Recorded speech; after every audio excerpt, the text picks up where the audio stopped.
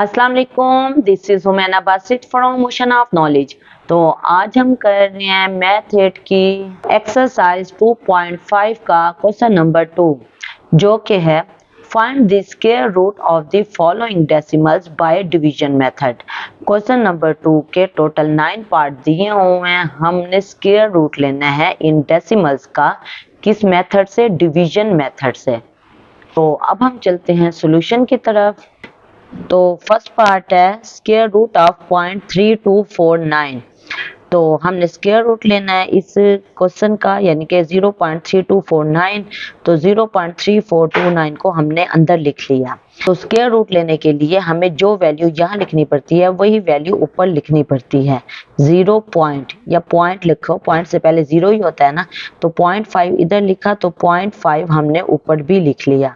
अब 0.5 को 0.5 से जब मल्टीप्लाई करें तो वो क्या बनता है? 0.25। हमने 0.32 बनाना था या 0.32 से कम। तो 0.5 को 0.5 से मल्टीप्लाई करो तो 0.25 बनता है 32 से, यानी 0.32 से कम बन गया 0.25।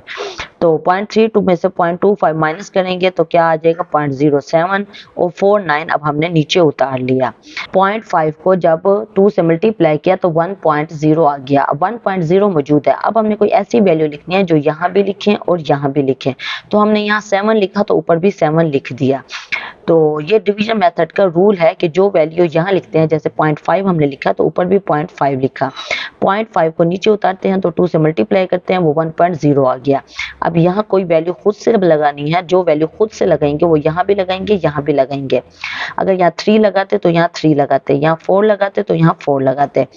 तो यहाँ 7 लगाया है तो अब 1.07 को 7 से मल्टीप्लाई करें तो 0.0749 बनता है। हमने 0.0749 बनाना था तो इसलिए यहाँ 7 लगाया। तो इसलिए 1.07 को 7 से मल्टीप्लाई करेंगे तो 0.0749 बन गया। ये कट गया, यहाँ आंसर 0 आ गया। हमारा क्वेश्चन हल हो गया, यानी कि जो हमारा आंसर आया है वो 0.57 आया है। जब हमने 0.3249 का स्क्वायर रूट लिया तो आंसर जो आया वो आया 0.57 बाय डिवीजन मेथड। इसी तरह सेकंड पार्ट है। सेकंड पार्ट भी बिल्कुल फर्स्ट पार्ट की तरह है। उसके बाद थर्ड पार्ट है। थर्ड पार्ट है 10.24। 10.24 को हमने अंदर लिख लिया। अब हमने 10 बनाना है या 10 से कम। तो हमने जो वैल्यू यहाँ लिखनी है ऊपर भी वही वैल्यू लिखनी है। तो 3 लिखा तो ऊपर भी 3 लिखा। 2 लिखते तो ऊपर 2 लिखते। 2 2 4 बनता है तो हमने 3 3 से किया, क्योंकि 3 3 9 बनता है, 10 से कम बनता है। 4 को 4 से करते तो 16 बनता, वो 10 से बड़ी वैल्यू आ जाती है। तो इसलिए हमने 3 को 3 से मल्टीप्लाई किया है। 3 3 9, 10 - 1 हमारे पास 1 आ गया। फिर 0.24 हमने लिख लिया। अब 3 को जब नीचे उतारते हैं 2 से मल्टीप्लाई करते हैं तो कोई भी वैल्यू जो यहाँ होती है उसको जब नीचे उतारते हैं 2 से मल्टीप्लाई करते हैं। तो 3 को 2 से मल्टीप्लाई किया तो 6 आंसर आ गया। अब 6 यहाँ मौजूद है।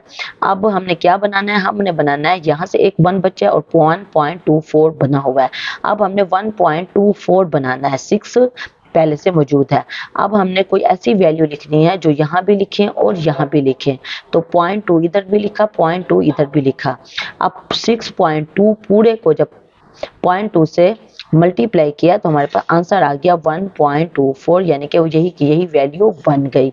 तो ये आंसर 0 आ गया। हमारा आंसर जो आया है स्क्वायर रूट का, यानी 10.24 का 3.2 आंसर आ गया है। इसी तरह फोर्थ पार्ट है। फोर्थ पार्ट भी बिल्कुल ऐसे ही है। इसमें वैल्यू निकलेगी 4.53 किसकी? 20.5209 स्क्वायर रूट जब हम लेंगे। उसके बाद नेक्स्ट पार्ट है। तो सारे पार्ट ऐसे ही हैं, आपसे इजीली हो जाएंगे। तो कोई कंफ्यूजन हो, कोई मसला हो, कोई बात समझ ना आई हो, आप नीचे कमेंट में पूछना। मैं इंशाल्लाह कमेंट बॉक्स में उसका डेफिनेटली जवाब दे दूंगी। तो अपना ख्याल रखिएगा। ओके, फिर अल्लाह हाफिज।